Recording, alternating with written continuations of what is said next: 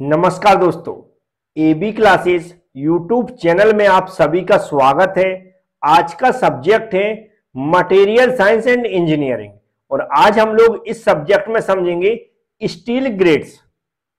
समझने के लिए हर बार की तरह आपको वीडियो पूरा देखना है। जो मैं समझाता हूं उसको ध्यान से सुनना है, समझ में जरूर आएगा। तो चलते हैं, स्टार्ट करते हैं।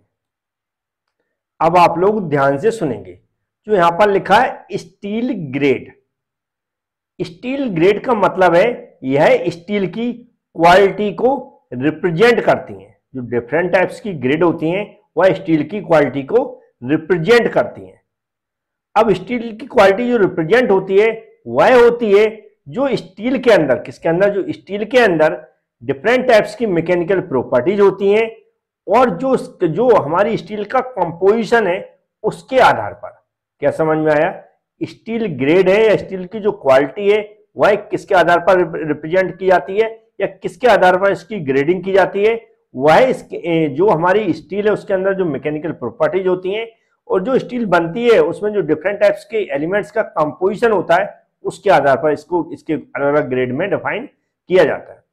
अब इसको जो रिप्रेजेंट किया जाता है उसमें देखें तो Fe और Fe ये दो सिंबल के द्वारा रिप्रेजेंट किया था। दोनों सिंबल का कुछ ना कुछ मतलब होता है। तो यहां देखें Fe लिखा है Fe। यदि Fe को हम देखें तो जो हमारी मिनिमम टेंसाइल स्ट्रेंथ है, जो मिनिमम टेंसाइल स्ट्रेंथ है, इसके लिए हम लोग Fe को शो कराते हैं, Fe से शो कराते हैं, Fe से रिप्रेजेंट करते हैं। जबकि जो मिनिमम यील्ड स्ट्रेंथ है इसके लिए हम Fe और कैपिटल E से रिप्रेजेंट करते हैं। अब इसको रिप्रेजेंट कैसे करते हैं? तो यदि हमें जो मिनिमम टेंसाइल स्ट्रेंथ को रिप्रेजेंट कराना है किसी मटेरियल की तो उसके लिए हम Fe लिखेंगे, फिर उसका जो ग्रेड नंबर होता है उस ग्रेड नंबर को लिखते हैं। ये रहता है, फिर ग्रेड नंबर रहता है। जैसे यहां पर लिखा है Fe 500। क्या लिखा है? Fe 500। Fe क्या है? हमारी स्टील को शो करा रहा है और जो 500 क्या है? जो हमारी इसकी टेंसाइल स्ट्रेंथ है उसको शो करा रहा है। क्या समझ में आया? Fe क्या हो गया? इसका सिंबल हो गया और 500 क्या हो गया? जो इसका जो भी इसकी हमारी टेंसाइल स्ट्रेंथ है वह हो गई। तो Fe 500 लिखा हुआ, जिसका हम क्या समझेंगे कि ये हमारी जो स्टील है इसकी जो टेंसाइल स्ट्रेंथ है कितनी है? 500 है। उम्मीद है आप समझ गए होंगे। ऐसे यहां पर लिखा है Fe कैपिटल E लिखा हुआ है और 400 लिखा हुआ है। इसका मतलब क्या है? Fe क्या है? स्टील है। जिस और 400 क्या है? मतलब जो हमारी स्टील है इसके अंदर जो इसकी जो हमारी यील्ड स्ट्रेंथ है वह कितनी है? जो भी यहाँ पर 400 न्यूटन पर मीटर mm स्क्वायर है। 400 न्यूटन पर mm स्क्वायर है। तो इस तरह इसको रिप्रेजेंट करते हैं। ऐसे कुछ एग्जांपल Fe330, इसका मतलब आप समझ जाएंगे ये क्या है? इतनी है। Fe20 ये भी क्या है? इतनी है। Fe400 ये भी क्या है? इतनी है।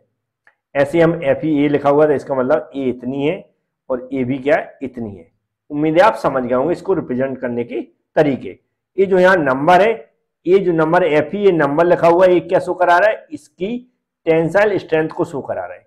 और F कैपिटल E फिर नंबर लिखा हुआ है तो ये क्या करा रहा है? इसकी यील्ड स्ट्रेंथ को शो करा रहा है। अब हम कंपोजिशन की जो केमिकल कंपोजिशन है उसके आधार पर देखें तो इसको कैसे शो कराते हैं। तो माइल्ड स्टील का यहां पर मैंने एग्जांपल लिया है। तो जो इसका पहला नंबर होता हुआ है 100 का गुना होता है, औसत कार्बन प्रतिशत को दर्शाता है। किसको? कार्बन के परसेंटेज को दर्शाता। पहला नंबर 100 का गुणा होता है तो उसका गुणा जो होता है वो 100 से हम डिवाइड कर देते हैं। First number indicates 100 times average carbon percentage. और सी क्या? इसका मतलब कार्बन का सिंबल होता है। दूसरा नंबर 10 गुना होता है जो औसत में परसेंटेज को दर्शाता है। अब इसको रिप्रेजेंट कैसे करते हैं? जैसे एग्जांपल 25C8 लिखा हुआ है। इसका मतलब इसमें जो कार्बन की मात्रा है कितनी है? 0.25% है। 0.25 25C8 लिखा है, इसका मतलब 25 क्या है? कार्बन का परसेंटेज है।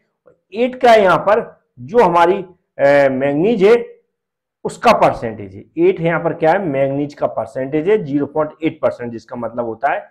और 25 लिखा है, इसका मतलब 0.25% है। ऐसे यहाँ पर 40C8 लिखा है, इसका मतलब 0.40% होगा हमारी कार्बन की मात्रा। 8 यहाँ पर क्या हो जाएगा? मतलब 0.8% मैंगनीज हो जाएगी। इस तरह 35C8 देखें, 35% क्या हो जाएगी? कार्बन की मात्रा हो जाएगी।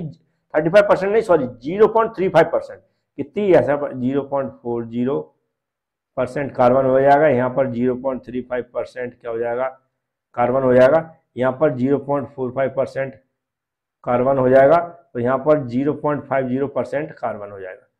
ये क्या करा रहा है, ये हमारा हो जाएगा 0.8% मैंगनीज हो जाएगा। ये भी हमारा क्या हो जाएगा, 0.8% मैंगनीज हो जाएगा। यहाँ पर भी क्या हो जाएगा, 0.8% मैंगनीज हो जाएगा।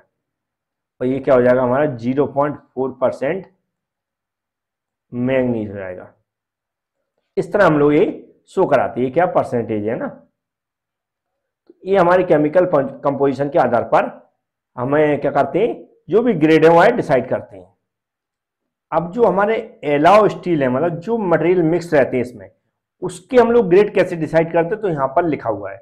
मतलब जो परसेंटेज रहता है यहाँ पर देख रहे हैं, कुछ मैंने एक टेबल दी है, CR होगा, C होगा, NI होगा, MN CSI, इसका हम 10 से मल्टीप्लाई करते हैं। और PSN के लिए 100 से मल्टीप्लाई किया था, और ALB जो भी यहाँ पर लिखे MO तक 10 से मल्टीप्लाई किया था। यहाँ पर मैंने एक एग्जाम्पल लिया कि क्या लिखा, 40 NI2, मतलब ये NI कितने हैं, 2 है, CR कितना है यहाँ पर 1 है, M028 है। तो हमने जैसा देखा, ये जो स्टार्टिंग में रहता है हमारा, वो क्या रहता है, हमारा पहला नंबर कार्बन का परसेंटेज रहता है, उसको हम 100 से डिवाइड करके परसेंटेज निकालते हैं। तो यहाँ पर देखेंगे जो 0.4 है, यदि हम इसमें 100 का डिवाइड करेंगे तो कार्बन की मात्रा कितनी निकलेगी, 0.4% निकलेगी। फिर हमारा निकिल, तो निकिल देखें यहाँ पर 2 लगा हुआ है, ऐसा 2 लगा हुआ है, तो मतलब 2 निकिल है।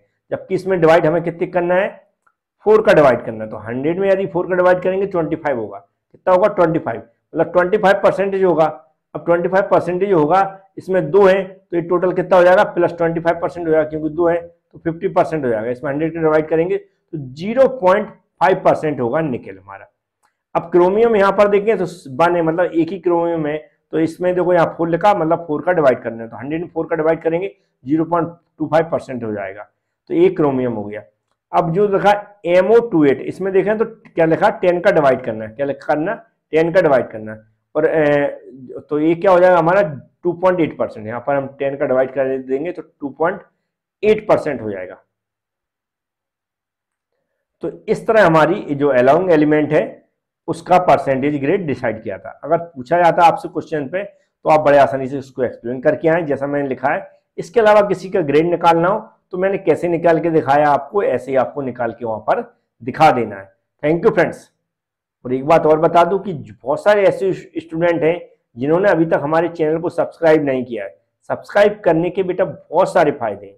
आप हमारे AB क्लास यूट्यूब चैनल पर जाके सब्सक्राइब कर लेते हैं और बेल आइकन पर क्लिक कर लेते हैं, तो याद रखें किसी भी टाइप का कोर्स मैं स्टार्ट करता हूं, जो भी नए नए वीडियो आते हैं उसके नोटिफिकेशन पहुंच जाएंगे, तो आप टाइम से देख सकते हैं और पता भी चल जाएगा कि कौन से कोर्स मैं चला रहा हूं, क्या क्या आपके सिलेबस हैं, किस कब एग्जाम होने वाले, बहुत सारी इंफॉर्मेशन मिलती रहती है। तो उम्मीद है आप समझ गए होंगे। Thank you friends.